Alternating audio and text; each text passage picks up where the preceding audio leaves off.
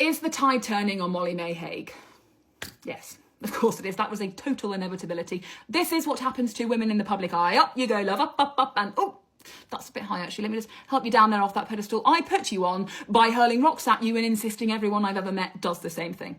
General consensus is now that Molly-Mae is too out of touch. She's not relatable, she's hypocritical, and she moans too much. And look, there is a place for some of that conversation for young mums who are struggling financially, as many are right now. A seeming lack of acknowledgement of privilege is jarring. And we know the comparison trap on social media is causing a decline in mental health. Influencer culture is a huge part of that. So yes, bigger picture, there is a look to be had at some of the cultural issues at play here for sure.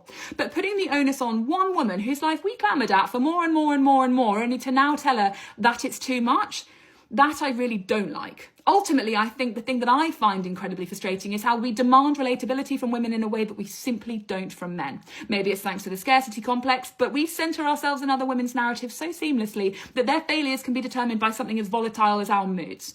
I liked her, I loved her actually, I related to her, and then she did that one thing on that one day, and that really pissed me off, so I don't like her anymore.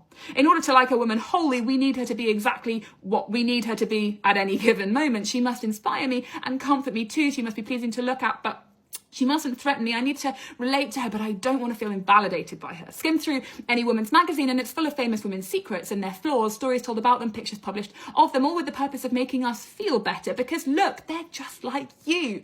By stark contrast, a skim of GQ, and have you seen this guy's Rolex? And he's got a home gym and 6 different Lamborghinis.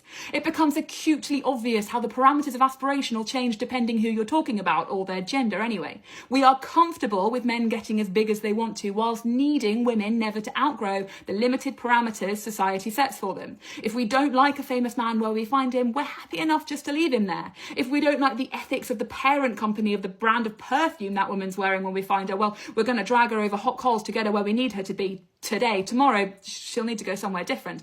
It's a rite of passage, really, when it comes to famous women, and right now, it's Molly-Mae's turn. She's overplayed her hand, and we have had enough. Never mind the fact that she's 26 and a young mum, and she's been vulnerable about her struggles with postnatal depression in a way that will have done more good than we could possibly comprehend given her colossal influence. Never mind the fact that she took the opportunity and ran with it in a way that we all would have done had we been in her position. And never mind the fact that all over the place we have powerful men committing far bigger crimes than occasionally being a bit tone deaf, who don't have 6 think pieces published an hour about why we don't feel sorry for them and how we're happy that they're being cancelled.